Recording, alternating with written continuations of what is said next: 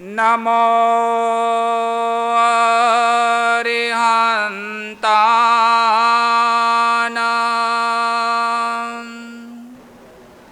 नमो सिद्धाणां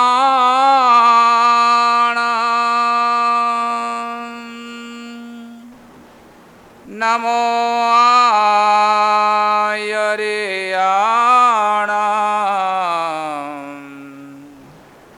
नमो वज्झायाणां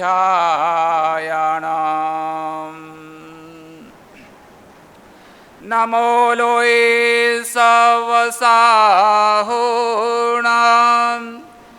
एषो पञ्चनमोकारो सवपावपणासनो मङ्गलाणं च सविसिं परमं हवै मङ्गलम्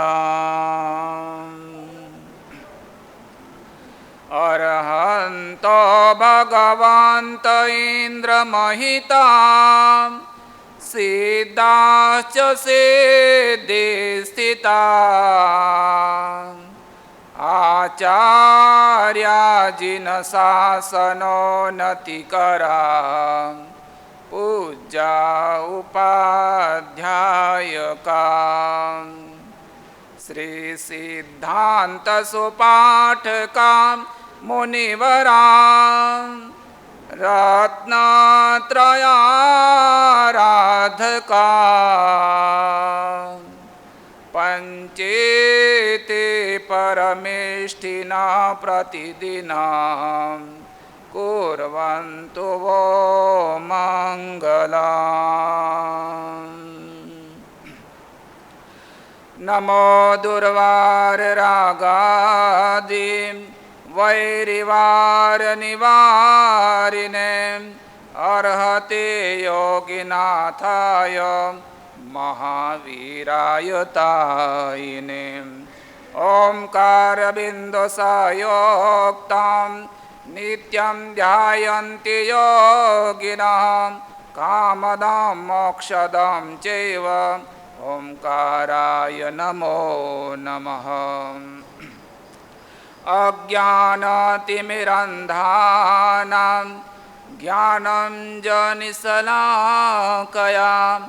नेत्रममीलितं येन तस्मै श्रीगुरवे नमः आत्मरामं गुणागारं वल्लभं लोकवल्लभं समुद्रमोददातारम् इन्द्रदीनं नमाम्यहं नित्यानन्दं नमाम्यहं विराजो वल्लभं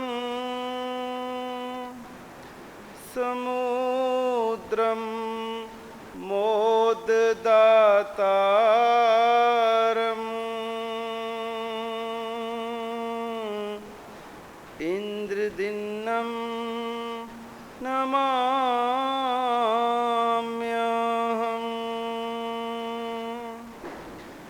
नित्यानन्दं नमाम्यहम्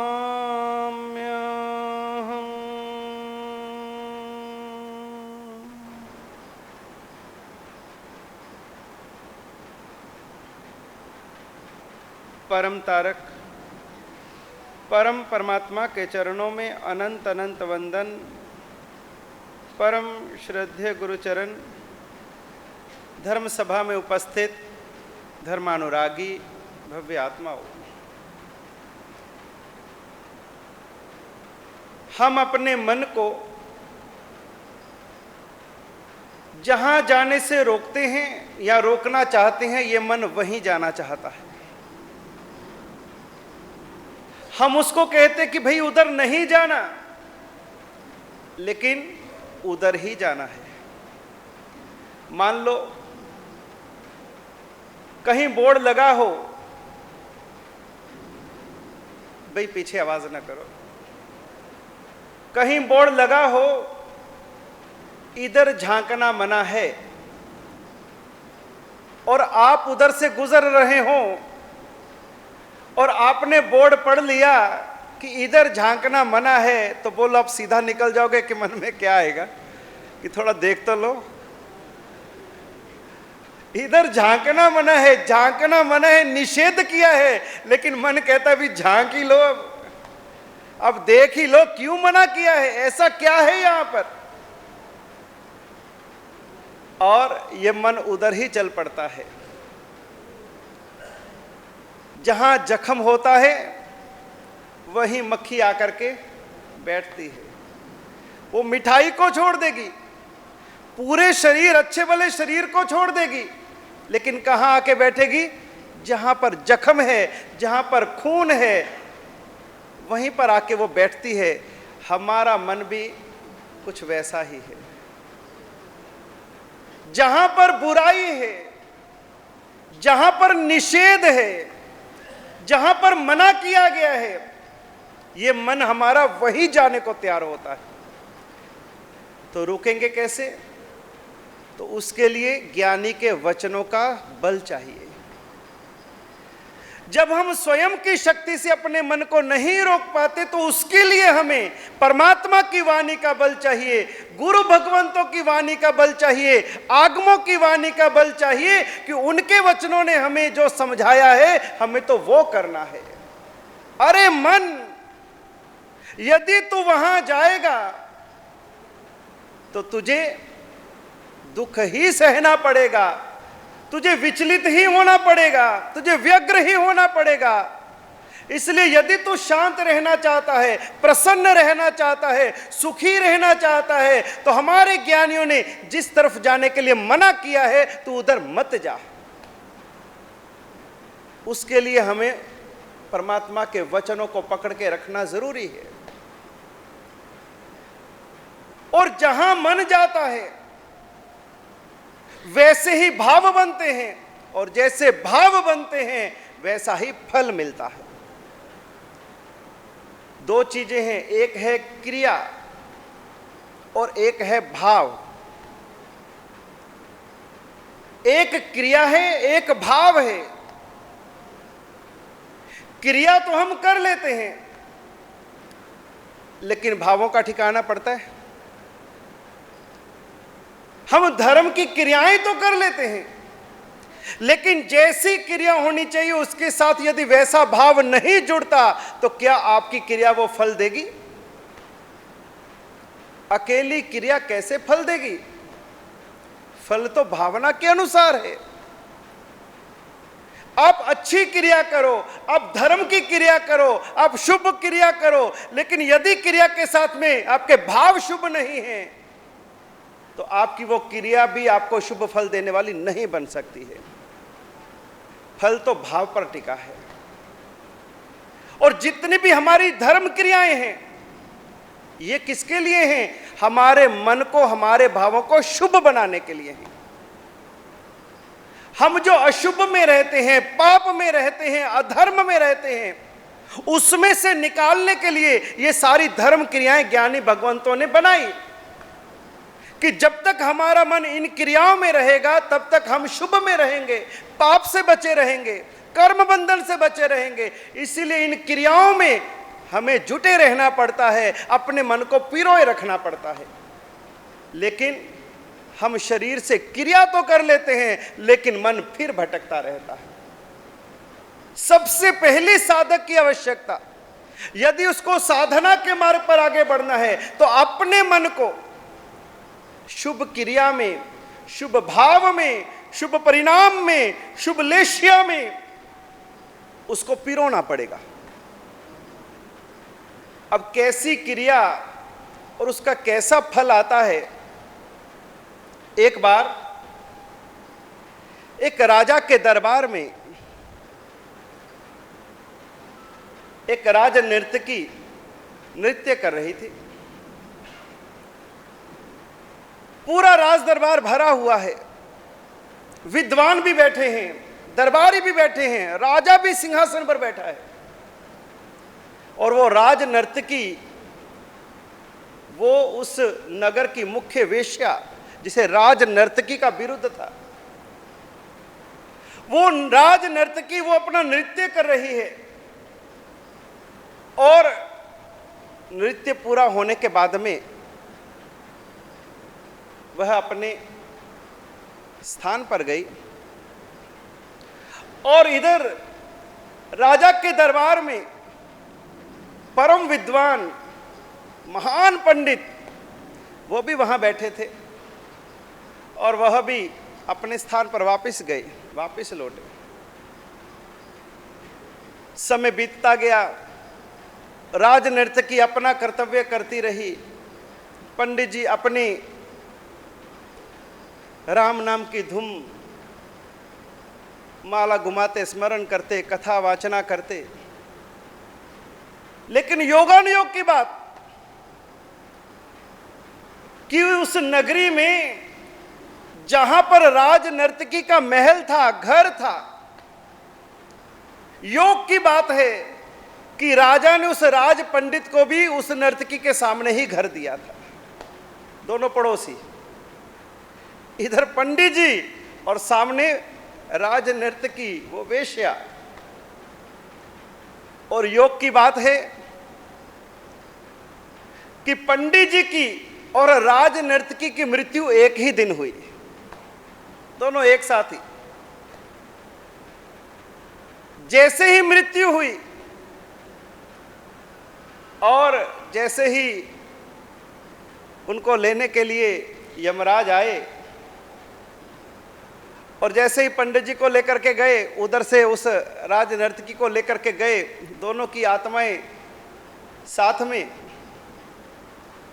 और ऊपर जब लेकर के गए तो पंडित जी को जाकर के ऑर्डर मिला कि भैया इनके लिए ये नरक की सीट है और राज नर्तकी के लिए स्वर्ग के द्वार हैं। पंडित जी ने कहा भैया रीचेकिंग भैया, अरे ये गलत फैसला दे रहे हो, अरे कहीं भूल हो गई, आपके खाते में थोड़ा खोल करके देखो।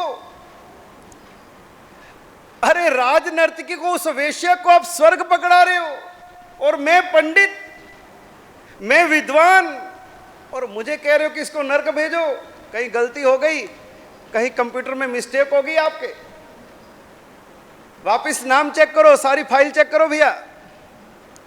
उन्होंने कहा कि भी हमारे यहाँ गलती नहीं होती, इंसानों के यहाँ गलती होती है, हमारे यहाँ कोई गलती नहीं होती। बिल्कुल सही कहा जा रहा है, आपके लिए नरक लिखा है और इस वेश्या के लिए स्वर्ग लिखा है। पंडित जी हैरान परेशान हो गए, कहते ये मामला क्या है, ये तो सब उल्टा पुल्टा है। हम तो यही आज तक सुनाते आए कि पाप करने वाले को नरक मिलता है और धर्म करने वाले को स्वर्ग मिलता है, पर यहां तो दुनिया ही उल्टी है। यहां पर इसको स्वर्ग मिल रहा है और मुझे नरक मिल रहा है, तो सारे शास्त्र बदलने पड़ेंगे, सारी कथाएं बदलनी पड़ेंगी। उसने उसी समय नीचे जमीन पर देखा, तो जमीन पर देखा तो देखा कि अरे जहां पर पंडित जी की बॉडी पड़ी थी, वहां पर पंडित जी के शव को सजाया जा रहा है, फूलों से लादा जा रहा है, चामर ढाले जा रहे हैं, जय जयकार हो रही है, खूब भीड़ जमा है, हर तरह से मृत्यु का महोत्सव मनाया जा रहा है। पालकी सजी है, बैंड बाजे आए हुए हैं, राज दरबार, राजा, सभी राजा की उस अंतिम यात्रा के अंदर में शामिल होने के लिए पहुंच चुके हैं। और दूसरी तरफ देखा तो वो राज नर्तकी की बॉडी पड़ी है, वहां कोई भी नहीं है, कोई पूछने वाला नहीं है, कोई ले जाने वाला नहीं है। तो उसी समय पंडित ने कहा कि भाई तुमको इतना भी नहीं पता चलता, नीचे ही देख लो, अरे मेरी बॉडी के साथ भी देखो कितना आदर सम्मान दिया जा रहा है और इसको कोई पूछने वाला नहीं, ऐसे ही फेंक दी जाएगी, ये पशु इसको खा जाएंगे, पक्षी नोच जाएंगे, और तब भी तुम नहीं समझ रहे। वापिस चेक करो। और उस समय उन्होंने कहा कि यहां चेक करने की जरूरत नहीं है, आपने क्या किया उसका मायने नहीं है। आपने बाहर से कितनी कथाएं करी, कितनी क्रियाएं करी, कितने आपने शुभ कार्य बाहर से किए, हम उसको नहीं देखते। हम तो ये देख रहे हैं कि आपने अपने जीवन के अंदर में, आपके मन के अंदर में कितने शुभ भाव भाए। हमने तो आपके भावों के अनुसार आपको ये फल दिया है। बात ऐसी है, आप दोनों का घर आमने सामने था और जिस समय राज नर्तकी नाचती थी, आप अपनी खिड़की से देखते थे कि अरे देखो कितनी सुखी है, इसके जीवन में कितना आनंद है, कितना राग रंग है, और या मैं बाबा बन के दुखी बैठा हूं, कुछ है ही नहीं, सुनसान नीरसता। तुम भीतर ही भीतर अपने जीवन को कोसते थे और इस वेश्या को देख करके, नर्तकी को देख करके इसकी तो मन ही मन अनुमोदना करते थे। जिंदगी तो ऐसी, ये सुख भरा जीवन, और तुम हमेशा, तुम्हारा मन, तुम्हारा ध्यान किस में लगा रहा? नर्तकी में लगा रहा। बाहर से तुम भले भगवान का नाम भजते रहे, पर मन तुम्हारा वेश्यालय में था, नर्तकी के घर में था। और नर्तकी वो अपनी खिड़की से तुमको देखती थी। जब तुम कथा करते थे, जब तुम भजन गाते थे, जब तुम सुबह शाम परमात्मा को पुकारते थे, उस समय ये राज नर्तकी सोचती थी जीवन तो ये महात्मा जी का है। मैं कहां काम के कीचड़ में, कहां मैं वासनाओं के दलदल में, कहां मैं पाप पंख में, और कहां ये महात्मा जी का महान जीवन। वो तुम्हारे गीत सुनती थी, वो तुम्हारे धर्ममय जीवन की अनुमोदना करती थी। उस नर्तकी का मन तुम्हारे आश्रम में था, तुम्हारे भजन में था, तुम्हारी भक्ति पाठ में था, और तुम्हारा मन नर्तकी के घर में था। तो कौन पंडित और कौन नर्तकी, इसका तुम खुद ही फैसला कर लो। इसी कारण से उस नर्तकी के लिए स्वर्ग के द्वार खुल गए हैं और तुम्हारे लिए नरक के द्वार खुल गए। व्यक्ति बाहर कहां भी हो, भीतर में कहां है? मन से कहां है? तन से हम मंदिर में भी हो सकते हैं, लेकिन मन हमारा मंडी में भी हो सकता है। यूं हम धर्म में बैठे हैं और मन हमारा धंधे में घूम रहा है। यूं हम संतों के पास बैठे हैं, लेकिन मन हमारा संपत्ति में चला जाता है। तो तन से नहीं, मन से जो किया जाता है, उसी से हमारी कर्मों का लेखा जोखा चलता है। इसलिए साधक के लिए सबसे पहली आवश्यकता कि वह अपने मन को परखने की कोशिश करे, मन को साधने की कोशिश करे, मन को बुराइयों की तरफ से खींच करके वापस लाने की कोशिश करे। लेकिन इतना आसान नहीं कि मन एक ही बार में आपके वश में आ जाए। बहुत उसके लिए अभ्यास की जरूरत, बार बार उसके ऊपर चाबुक लगाने की जरूरत, हंटर मारने की जरूरत। तभी ये हमारा जो मन है ये हमारे अधीन होगा। जिस तरह से एक बार एक मां अपनी रसोई में कुछ काम कर रही थी और छोटा बच्चा था। उसने सोचा ये बच्चा छोटा है, थोड़े बहुत खिलौने उसके पास रख दिए ताकि ये इसके साथ में खेलता रहेगा और मैं अपना घर का काम निपटा लूंगी। मां अपनी रसोई का काम कर रही है, बच्चा रसोई घर में खेल रहा है। मां अपने काम में लीन थी। थोड़ी देर के बाद देखा कि बच्चा किचन में नहीं था। जैसे ही देखा कि बच्चा किचन में नहीं है, कहां चला गया, अब क्या मां काम कर पाएगी? बच्चा छोटा है, चलना जानता नहीं अभी ढंग से, और वो यदि ना दिखे तो वही काम छोड़ा, कहां चला गया? माँ सीधा रसोई से बाहर आई, बाहर लॉबी में देखा, कहीं नहीं, किसी कमरे में तो नहीं घुस गया। कमरे में जाके देखा तो कमरे में नहीं,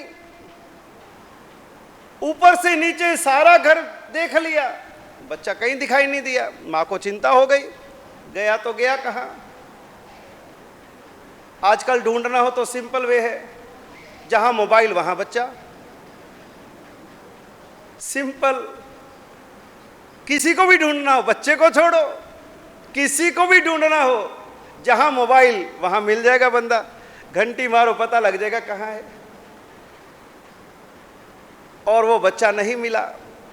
मां बेचारी परेशान हो गई कि 1 मिनट में मेरा ध्यान इधर से उधर हुआ और किधर निकल गया।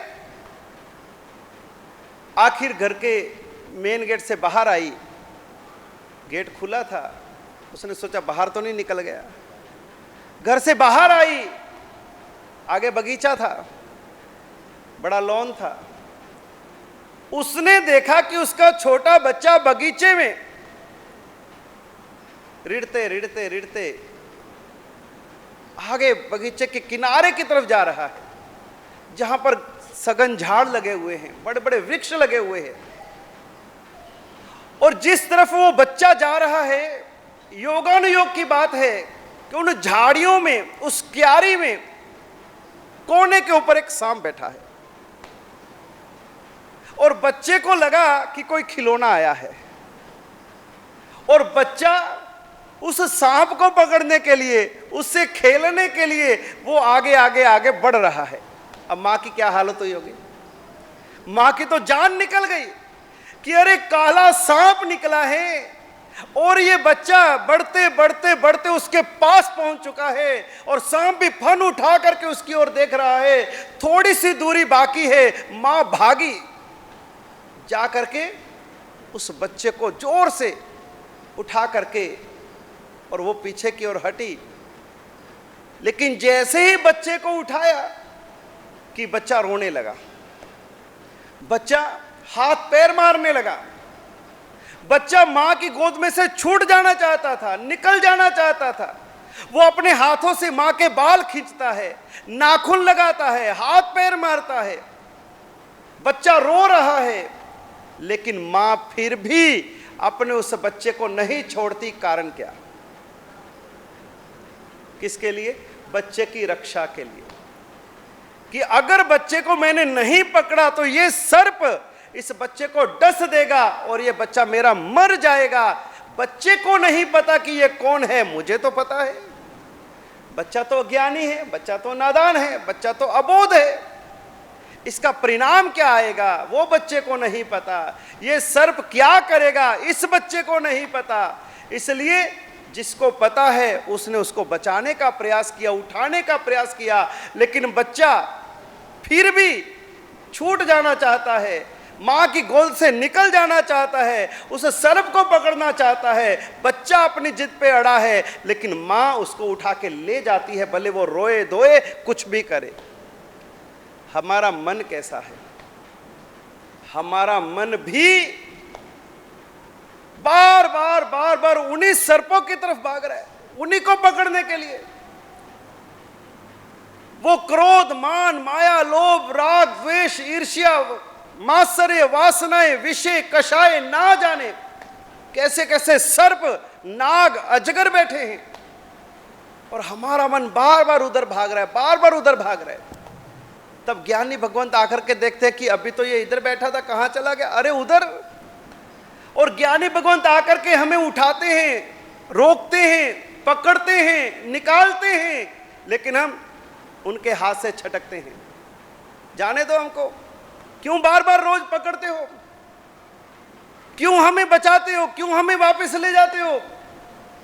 क्योंकि ज्ञानी को पता है कि यदि इन्होंने डस लिया तो वहां तो एक जन्म में मृत्यु होती है, और ये कषायों से डसे गए तो जन्मों जन्म की मृत्यु होती है। इसलिए ज्ञानी हमें पकड़ करके उठाते हैं, लेकिन हम ज्ञानी के हाथ पैर से भी छिटक जाना चाहते हैं। मत पकड़ो। हम ज्ञानी के हाथ में नहीं आना चाहते, हम अपने मन को खुला छोड़ दो, जाने दो, जहां जाता है जिसको डसना डसे। लेकिन हम जैसे हैं वैसे के वैसे ही रहना चाहते हैं। और ज्ञानी कहते हैं कि भैया ये सर्प बड़े विषैले हैं, कई जन्मों से डसे गए हैं, कई जन्मों से दुखी बनाया है, इसलिए जब तक हम अपने मन को उन दिशाओं से, उन रास्तों से हम वापस नहीं मोड़ेंगे, तब तक हमारी यह धर्म की यात्रा प्रारंभ नहीं होगी। हमारी सारी की सारी जितनी भी जीवन यात्रा का सार है वो यही है कि अपने मन को संसार से खींच करके और कहां जोड़ दो? अपनी आत्मा में, स्वयं में। अपने चित्त को, अपने मन को आत्मा से जोड़ दो। जो बाहर लगा हुआ है उसको भीतर ले आओ। बाहर कुछ भी नहीं है। ये चमक दमक, रोशनी, चकाचौंध, ये सब चले जाने वाली है, ये नहीं रहने वाली, अस्थिर है। जब तक हम इसको अपने भीतर में बिल्कुल अंकित नहीं कर लेंगे, दृढ़ता से नहीं धारण कर लेंगे, तब तक हमारा मन निर्बल रहेगा, कमजोर रहेगा। हमारा मन हमारे बस में कभी नहीं आएगा। और जब तक मन को नहीं जीतेंगे तब तक भी हम मन के अनुसार चलना पड़ेगा। मन जैसा चलाए चलेंगे, मन जैसा नचाए नाचेंगे, मन जिधर ले जाए जाएंगे, फिर तो गधे जैसी हालत बनी रहेगी भैया। जहाँ ले जाए चलो भैया, जहाँ खड़े हो गया खड़े हो जाओ भैया। यदि मन की गुलामी से बाहर आना है तो इस चित्त के, इस मन के मालिक बनना पड़ेगा। इस चित्त को निर्मल बनाना पड़ेगा। इस चित्त के अंदर में ना जाने कितने प्रकार के विचार हमने भर रखे हैं। डस्टबिन किस काम आता है? सोने की अंगूठी रखने के काम आता है कि कचरा डालने के काम आता है? और कोई डस्टबिन के अंदर में पैसे डाले, सोना डाले, सिक्के डाले, तो उसको क्या बोलोगे कि ये तो मूर्ख है, डस्टबिन में, कचरा पेटी में। लेकिन ये जो मन रूपी पात्र है जिसमें हमें परमात्मा को धारण करना है, परमात्मा को स्वीकार करना है, उसके स्थान पर हम कचरा, सारा कषायों का कचरा, विषय वासनाओं का कचरा, इस मन रूपी पात्र को हमने इतना गंदा कर रखा है, इतना गंदा कर रखा है। प्रभु उतरे भी तो उतरे कैसे? वो तो आने को तैयारी बैठे है, उसकी तो तैयारी है, हमारी अभी तक तैयारी नहीं। जब तक हम अपने मन को शुद्ध ना बना लें, पावन ना बना लें, पवित्र ना बना लें, तब तक हमारी सारी धर्म आराधना क्रियाएं अधूरी गिनी जाएंगी, कोई सार्थकता नहीं। जब भी हम धर्म करें उसके बाद विचार करें कि ये धर्म करने के बाद में मेरे में क्या अंतर आया, क्या परिवर्तन आया। क्या मेरा क्रोध कम हुआ, कषाय कम हुए, क्षमा गुण आया, समता गुण आया, सरलता आई, स्नेह आया, प्रेम आया, मधुरता आई, समन्वय आया, विनम्रता आई, मेरे में आया क्या और गया क्या? कोई लेखा जोखा ही नहीं, बस करते चलो करते चलो करते चलो। कितनी समाइक हो गई? जो मेरी 36,000 समाइक होगी। कितना नवकार हो गया? 9 लाख नवकार हो गया। कितनी यात्रा हो गई? इतनी यात्रा हो गई। कितने पोषद हो गए? हम केवल गिनती करते जा रहे हैं लेकिन अंतर निरीक्षण नहीं कर रहे। हम चले थे और पहुंचे के नहीं पहुंचे, कुछ पाया के नहीं पाया, कि खोया ही खोया है। ये अवसर है कुछ पाने का, कुछ बनने का, इस मन को साधने का, इस मन को पावन बनाने का। एक बार एक फकीर युवावस्था में उसके मन में आया कि चलो सारी दुनिया घूम के आते हैं। और वो युवा फकीर निकल पड़ा। जैसे उसने सारी दुनिया की यात्रा के लिए कदम उठाए, बढ़ते बढ़ते बढ़ते कितने देश, कितने नगर, महानगर, नदी नाले पहाड़ जंगल रेगिस्तान सब पार करते करते सारी दुनिया देखते देखते जब वो वापिस अपने नगर अपने देश लौटने लगा तब तक वो बूढ़ा हो चुका था। निकला था युवान था और लौटने लगा तो बूढ़ा हो गया। कारण सारी दुनिया पैदल घूमनी थी, सारी दुनिया में उसको जाना था। और जैसे उसके आने की खबर वहां के राजा को मिली, राजा बड़ा खुश कि हमारे देश का हमारे नगर का एक युवा साधु सारी दुनिया का भ्रमण करके इतने सालों के बाद में वापस लौट रहा है। उसका स्वागत करेंगे, वेलकम करेंगे। पूरी तैयारियां हो गई और जैसे ही उस साधु की एंट्री हुई, राजा खुद उसके स्वागत के लिए नगर की सीमा पर पहुंचा। बड़ी जोरदार फूलों की वृष्टि करके उसका स्वागत किया गया, वेलकम किया गया। सारे नगरजन जय जयकार करते हुए उस वृद्ध फकीर को नगर में लेकर के आए। राजा ने राज दरबार में उसको कहा कि धन्य है आपको कि आप इस देश से निकले, इससे हमारा गौरव बढ़ा।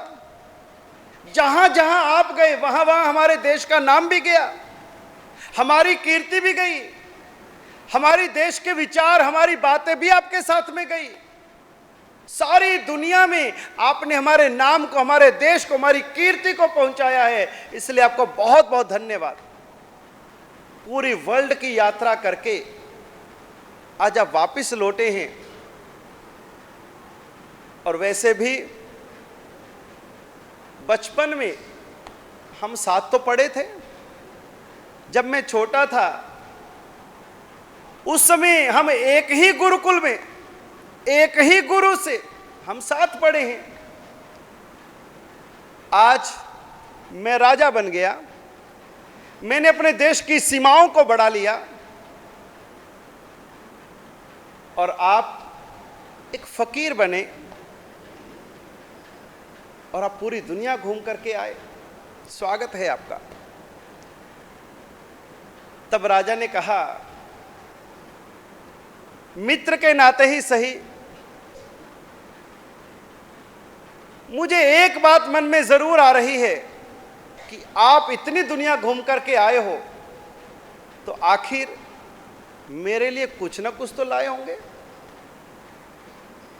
मेरे लिए कोई उपहार, कोई यादगार, कोई वस्तु कुछ तो लाए होंगे।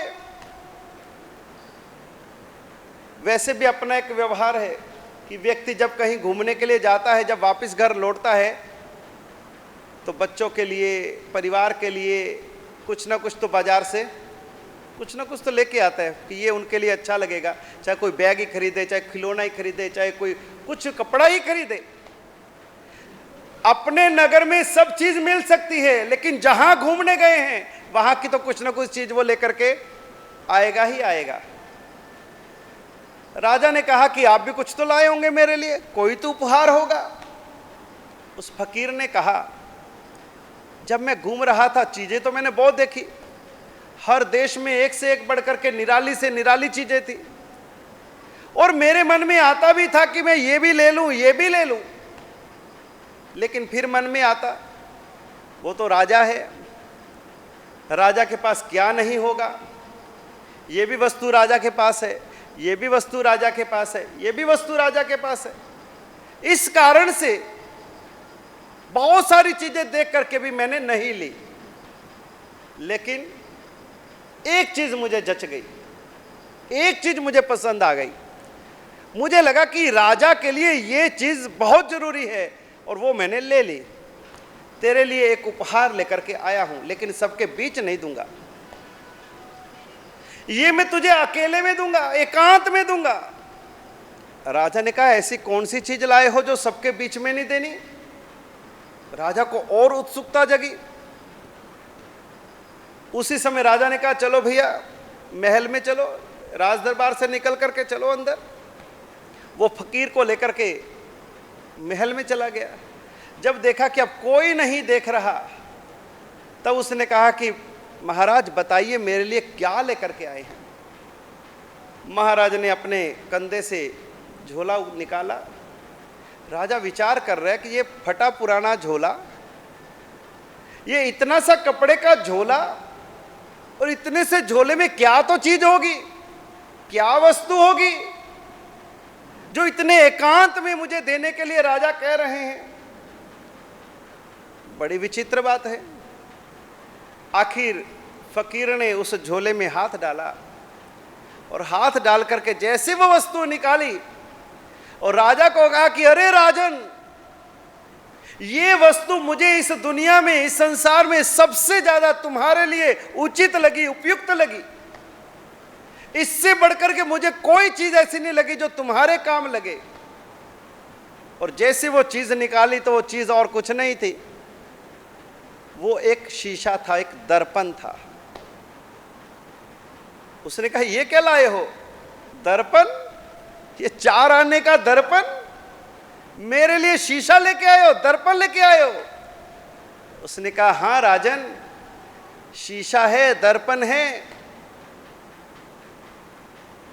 तुम रोज जो तुम्हारे पास दर्पण है उसमें रोज तुम अपने आप को देखते हो, लेकिन ये जो दर्पण मैं लेकर के आया हूं राजन, इस दर्पण के अंदर में तुमको वो देखना है जो आज तक तुमने नहीं देखा। तुमने इस शरीर को तो जरूर दर्पण में देखा है, लेकिन इस दर्पण में उसको नहीं देखा कि जो इस शरीर को देखने वाला है। हम रोज शीशा देखते हैं, रोज दर्पण देखते हैं, उसमें किसको देखते हैं? शरीर को देखते हैं। जो शरीर को देखने वाला है उसको देखते हैं। हम किसको देख रहे हैं? शरीर को देखते हैं। कभी उसको देखने का प्रयास नहीं किया कि जो सब कुछ देखने वाला है, इस शरीर में जो रहता है, जिसके कारण से ये सारी सृष्टि दिखाई देती है, जो देखने वाला है, सुनने वाला है, जानने वाला है, उस आत्मा को कभी देखने का प्रयास नहीं किया।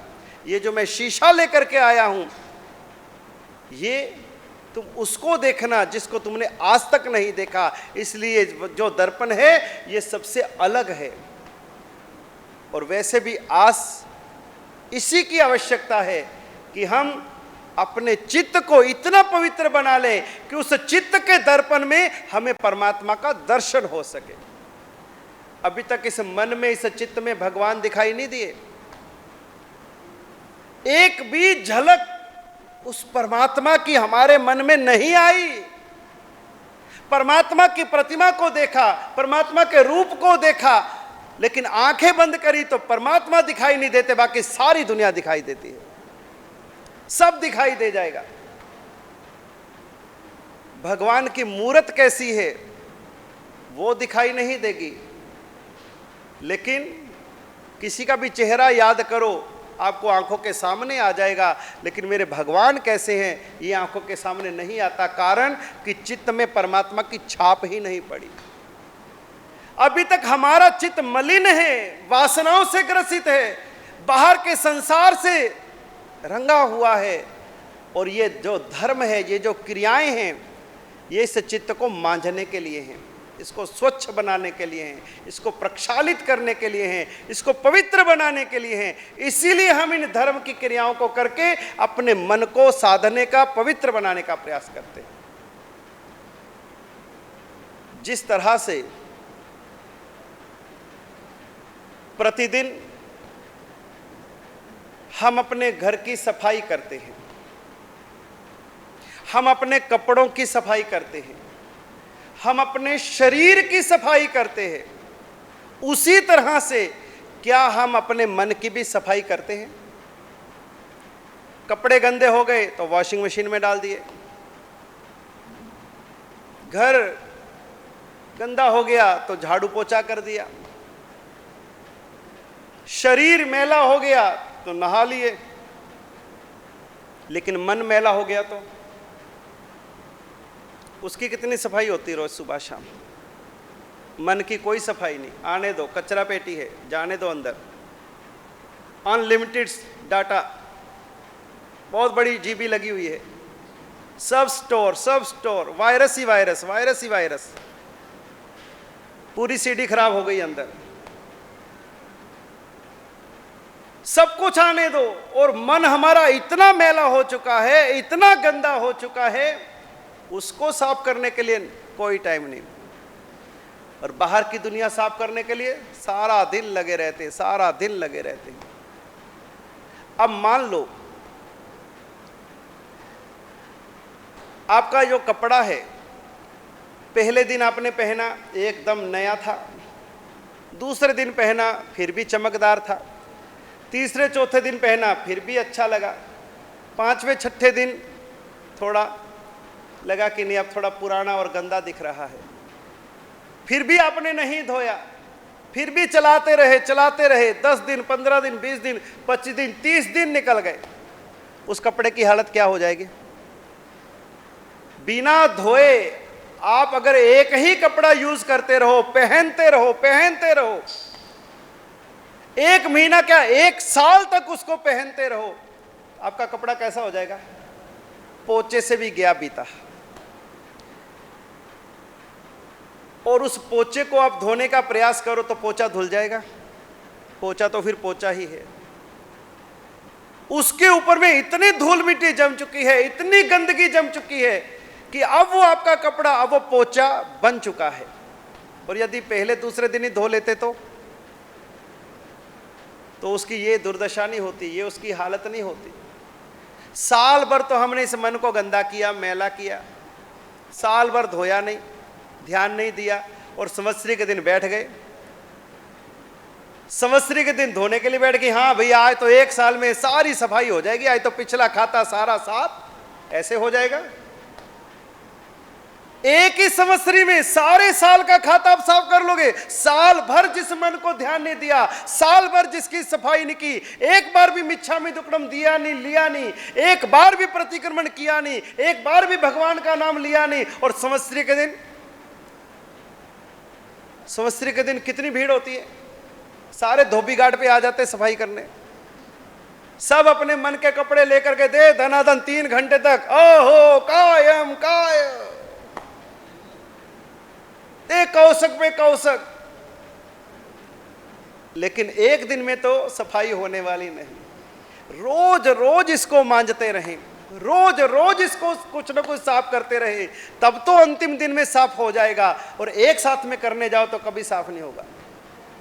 1 साल तक आपका घर बंद रहे, 1 साल तक खिड़की दरवाजे घर बिल्कुल बंद पड़ा है, और साल के बाद में दिवाली से 1 दिन पहले आप घर खोलो कि कल दिवाली है और आज घर की सफाई करनी है, बोलो कैसे कर पाओगे? कितनी भी सफाई कर लो, लेकिन वो चमक, वो शुद्धता, वो घर के अंदर एनवायरनमेंट आ ही नहीं सकता। दाग धब्बे वो लगे ही रहेंगे, धूल मिट्टी की परतें लगी ही रहेंगी। लेकिन यदि रोज घर की सफाई चले तो ये जो हॉल इतना आपको बढ़िया दिखाई देता है, दिन में 3 बार 4 बार ये लोग सफाई करते हैं। और अगर सीधा बस रोज आप आओ, रोज ऐसे ही चले जाओ, रोज आओ रोज ऐसे ही चले जाओ, दूसरे दिन आपके बैठने का मन नहीं होगा। हमारे केवल आने जाने मात्र से ही ये हॉल गंदा होता है। हमको रोज इनकी सफाई करनी पड़ती है, तो मन में कितने विचार आते हैं, जाते हैं, आते हैं, जाते हैं। कभी सफाई करी? कभी झाड़ू पोछा अंदर रखा? कोई सफाई वाला लगाया अंदर? गीत तो हम गाते हैं, बैठ अकेला धो घड़ी, कभी तो प्रभु को ध्याया कर, मन मंदिर में गाफिला झाड़ू रोज लगाया कर। बैठ अकेला 2 घड़ी, कभी तो प्रभु को ध्याया कर, मन मंदिर में गाफिला झाड़ू रोज लगाया कर। यहां रोज झाड़ू लगाने की बात है, लेकिन फुर्सत किसके पास है?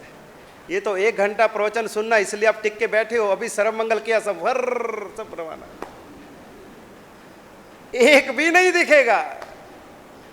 लेकिन धन्यवाद है कि कम से कम 1 घंटे तक तो हम परमात्मा की वाणी सुन करके कुछ ना कुछ सुने, कभी ना कभी तो जीवन में उतरेगा, कभी ना कभी तो संस्कार पड़ेंगे, कभी ना कभी तो पुरुषार्थ जगेगा। आज यदि हमारा पुरुषार्थ नहीं जग रहा, लेकिन जो सुना है आज नहीं तो कल कभी तो काम लगेगा, कभी तो आत्मा जागेगी, कभी तो चोट लगेगी, कभी तो टर्निंग पॉइंट आएगा, कभी तो जीवन में परिवर्तन आएगा। कोई बात नहीं, उस दिन की इंतजार कर लेंगे। अभी तो 5 महीने हम आपके पास हैं, अभी सुनते रहो, कोई दिक्कत नहीं। लेकिन जब भी आत्मा जग गई उस दिन आप वहां नहीं बैठ पाओगे। इसलिए यहां पर इतने बड़े पाठ लगाए हैं कि फिर वहां नहीं रह पाओगे। जिस दिन आत्मा आपकी जग गई कि बहुत हो गया, अब तो मुझे आत्मा की चदरिया को पावन करना है, अब तो कर्मों से मुक्त होना है, अब तो मुझे महावीर का वेश पहनना है, जिसको देवता भी नमन करते हैं। आप लोग एक कपड़ा दूसरे दिन नहीं पहनते, और यदि एक ही कपड़ा दूसरे दिन तीसरे दिन पहनो तो आपको भी अटपटा लगेगा, बाजू वाले को भी अटपटा लगेगा, आपको खुद को लगेगा कि ये क्या हो रहा है। अलमारियां भरी पड़ी कपड़ों से, फिर भी नहीं सूझता कि क्या पहनूं, ये पहनूं कि ये, समझ ही नहीं आती। ये तो परसों पहना था, ये तो कल पहना था, ये पार्टी वेयर है, ये नाइट वेयर है, ये मॉर्निंग वेयर है, ये वॉकिंग वेयर है, ये ईटिंग वेयर है, ये सीटिंग वेयर है। इतने वेयर इकट्ठे करके रखे, फिर भी मन उसमें भरता नहीं है। रोज मार्केट जाओ, रोज नया सूट चाहिए, रोज नए कपड़े चाहिए, फिर भी आप अपने आप को पुराना ही मानते हो। लेकिन महावीर के साधु साध्वी जीवन भर एक ही ड्रेस, जिस दिन से दीक्षा ली है और जब तक जिएंगे जीवन के अंतिम क्षण तक एक ही ड्रेस। फिर भी कभी पुराने लगे, अरे यार कल भी तो हमारे यही कपड़े पाके बैठे से, अरे 15 साल पहले गया से तो भी हमारे वही कपड़े पाके बैठे से। साधु जी मर से 50 साल से ऊपर जिनका दीक्षा पर्याय हो गया, गुरुदेव का संयम पर्याय इतना हो गया, बचपन से इतनी अवस्था में आ गए, एक ही ड्रेस में देखा, कभी लगा कि पुराने हो गए। क्यों? जिसका मन पावन हो गया, तन पावन हो गया, उसका तो फिर सब कुछ नया ही नया है। रोज सफाई, रोज सफाई। जिसका मन पावन है उसको अपने आप चारित्र की चमक ही उसको पवित्र बना देती है। इसलिए कभी साधु साध्वी पुराने नहीं लगते, एक ही ड्रेस में। तो हमें भी रोज मन की सफाई करनी है, मन को दर्पण बनाना है। इतना दर्पण, इतना पवित्र कर देना है कि उसमें परमात्मा की झलक उतर आए, इस शरीर में रहे परमात्मा प्रकट हो जाए। ये हमें साधना करनी है, इस मार्ग पर हमें आगे बढ़ना है। इसी के लिए सारी जिनवाणी है। ये हमारा प्रारंभिक काल है, प्रारंभिक कार्य हमें मन के ऊपर करना है। उसके बाद में हमारी सारी की सारी साधना फलित होगी, फल देने वाली बनेगी। आज इतना ही। तांडव की पवित्रता बहुत वर्षों से पढ़ते आए हैं, पवित्रता करते ही रहे, पढ़ते नहीं शुद्धि की तो माने की नहीं। क्योंकि शास्त्रों के अंदर 4 प्रकार के अजीर्ण बताए गए हैं। अजीर्ण किसे कहते हैं? अजीर्ण किसे कहते हैं? जो चीज पचती नहीं है उसका कुछ ना कुछ अजीर्ण होगा। मान लीजिए आपने भोजन खाया तो भोजन पचा नहीं, ये कैसे पता चला? आपने भोजन खाया और आपको पचा नहीं, ये कैसे पता चला? क्या करने लगा? खट्टे खट्टे और डकार आने लगे, पेट के अंदर गड़बड़ी सी होने लगी, तो लगता है मैंने खाया था भोजन अच्छा नहीं। गड़बड़ी की गुड़गुड़।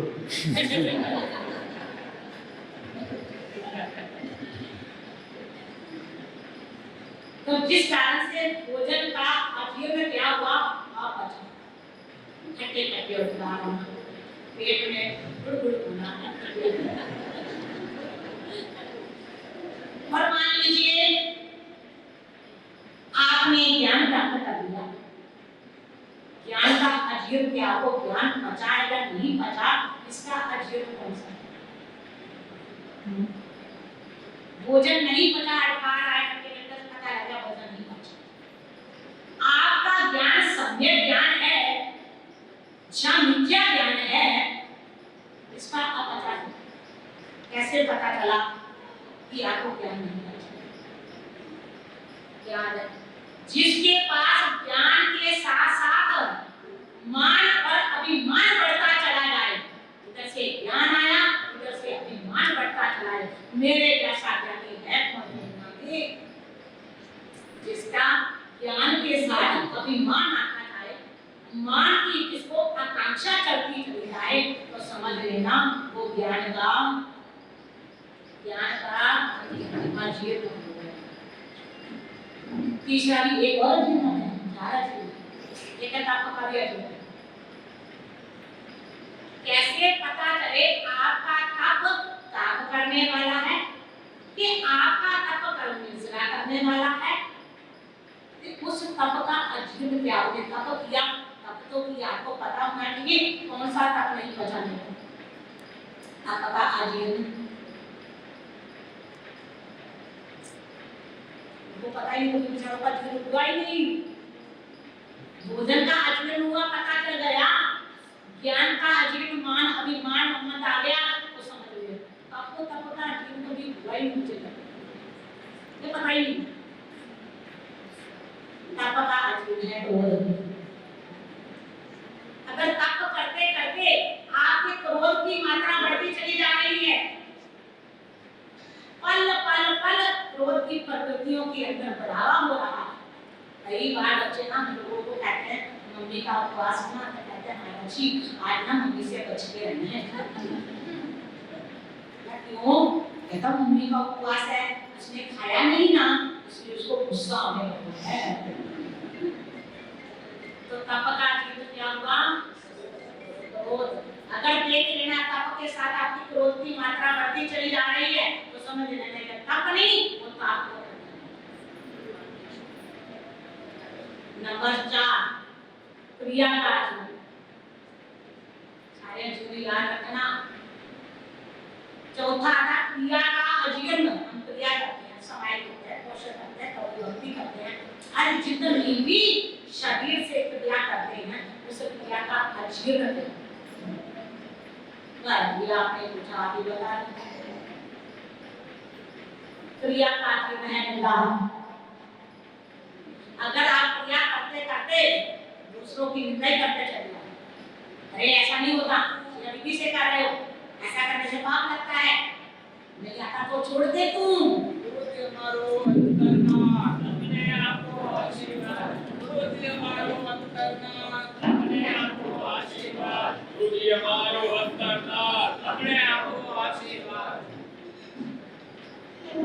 गुरुजी हमारे आए हैं, नई रोशनी आए हैं, गुरुजी हमारे आए हैं, नई रोशनी लाए हैं। काजू बादाम 20 काजू बादाम 20 गुरुजी हमारा हंसता। काजू बादाम पिस्ता चमच में कुछ नहीं चलता।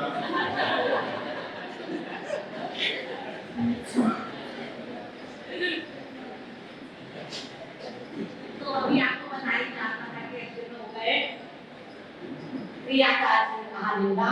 अगर क्रिया करते करते दूसरों की निंदा करते जाते तो समझ लेना आपकी क्रिया नहीं पुष्पाजी होगी। इसी के साथ साथ में हमारे आमंत्रण की लड़ी आठवां की लड़ी चल रही है। आज 11 को हमारी सुभाष बहन, रोशना बहन, अच्छी बहन और अंजू बहन 4 आने। आठवीं की लड़ी के अंदर हमारी गीता बहन, कमल कुमार का देशमुख गोजरी आज उनका आठवां चल। आगे बैठो के नाम आ चुके हैं, किसी को अर्पण करना पहले लेना हो तो अपना नाम दीजिए। वर्तमान बल्लभ उपन्यास प्रवर धर्मशील विजय जी मां साहब, कार्यदक्ष मुहिराज मोक्षानंद विजय जी मां साहब एवं पद्मश्री विजय जी मां साहब के पावन चरणों में कोटि वंदन एवं हम उनके सुख सदा पूछते हैं। साधवी जी महाराज साहब, शासन रत्ना प्रज्ञाशील जी महाराज साहब, मृदुभाषी प्रिय धर्माशील जी महाराज साहब एवं तपस्विनी साथी प्रिय सुधाशील जी महाराज साहब के पावन चरण कमलों में हम कोटिश कोटिश वंदन करते हैं एवं उनका सुख सदा पूछते हैं। इस वर्षा काल में, इस चातुर्मास में जो मणि लक्ष्मी धाम, जो एक ऐसा शाहकार यहाँ पर बन गया है जिसकी की मिसाल दूर दूर से लोग देते हैं। एक ऐसा प्रभु का धाम, उसकी कृपा से और हमारे गच्छाधिपति की प्रेरणा से यहाँ पर बन गया और शहर से इतनी दूर यहाँ पर कितनी संख्या में लोग यहाँ पर आते हैं, हाल का पूरा भर जाता है। और कैसे एक धर्म की आराधना की जो एक मेला है, जैसे दिवाली दशहरा होता है हमारे गैस का, तो यही एक पर्व है धर्म आराधना का जो चातुर्मास है। इसमें साधी जी की प्रेरणा से और गुरु भगवंतों की प्रेरणा से बहुत से तप चल रहे हैं, जिसमें क्रमिक अठम तप की लड़ी, आयम्बिल, एकाशना और सबसे ऊपर धर्मचक्र तप, जो कि जम्मू से लेकर दिल्ली तक पहली बार साधी जी भगवत ने करवाया है। सभी तपस्वियों की हम भूरी भूरी अनुमोदना करते हैं एवं उनके तप की सुख साधा पूछते हैं और उनके स्वास्थ्य की मंगल कामना करते हैं। जैसा कि आप साहब ने फरमाया, मन के ऊपर के मन को कैसे साफ रखना है, एक लाइन में ही आ जाता है, क्योंकि महाराज साहब ने सारा विवेचना व्याख्या से कर दी है। तोरा मन दर्पण कहलाए, बुरे भले सारे कर्मों देखे और दिखाए। तोरा मन दर्पण कहलाए, सब कुछ इसी में समाहित है। केवल हमें अपने मन को टटोलना है। हम यहाँ पर आते हैं जिस उद्देश्य से यहाँ आए हैं, क्या हम उस उद्देश्य में से कुछ वापस लेकर चले हैं या केवल ऐसे ही आए और चले? बस हमें उस अपनी आत्मा को जागृत करना है और इस मानव भाव को जो मिला है सफल बनाना है, तभी हमारी यहाँ आने की सार्थकता है। और साथ ही जी भगवंत, तो आपको पता ही है कि आजकल T20 वाला मैच चलते हैं और 2 लाइनों में 3 लाइनों में ही सारा कुछ समझा देते हैं। कैसे तप का अजीर्ण बताया और क्रिया का अजीर्ण बताया, ये सब बातें बहुत कम सुनने को मिलती हैं, सीखने को मिलती हैं। हम साधु जी भगवंत का और साधी जी भगवंत का अपने तहे दिल से धन्यवाद करते हैं कि हमें उनके मुखारबिन से ऐसी ऐसी चीजें सुनने को मिलती हैं। जैसे कि हर रोज यहाँ पर संघ पूजा की जाती है। आज की संघ पूजा का लाभ हमारे लुधियाना शहर के देवगुरु धर्मोपासक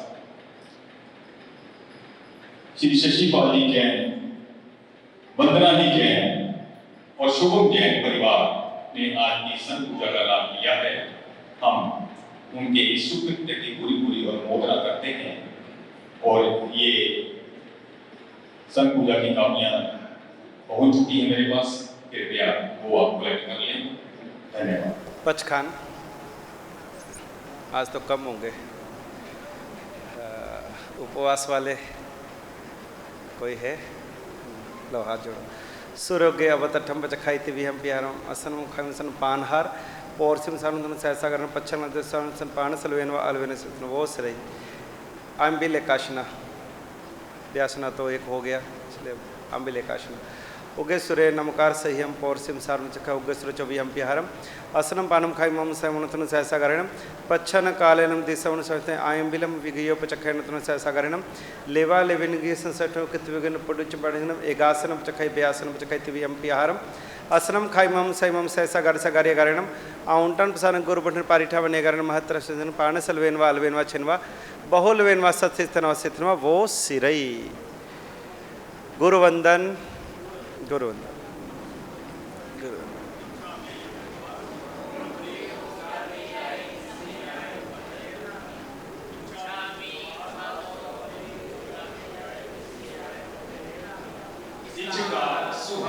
सुख तप शरीर निराहार सुख संयम यात्रा के वक्ते हो जी स्वामी सदा है भी आहार पानी का लाभ होगा जी इच्छा में हमास पाओ बगनी जाने जाए निसी आए मत रेण वरना इच्छा कार्य संति सह भगवान प्रभुक्यों में अभिंतर त्राई आने इच्छा आने में जम किंची कपतियम परपतियम भक्ते पाणे विनय वेयावचे आनावे संगावे उच्चासने समासने अंतर्भाषाए ऊपरी भाषाए जम किंची मध्य विनय परिहीनम सुखम वायम व इद्धे जान अहम न जानामि तस्मै इच्छामि इच्छामि आसना वन्नी जाने जाए निसी आए मत रेण वरना मंगल पाठ। मंगल पाठ सर्व मंगल मांगल्यम सर्व कल्याण कारणम प्रधानम सर्वधर्माणां जैनम जयते शासनम।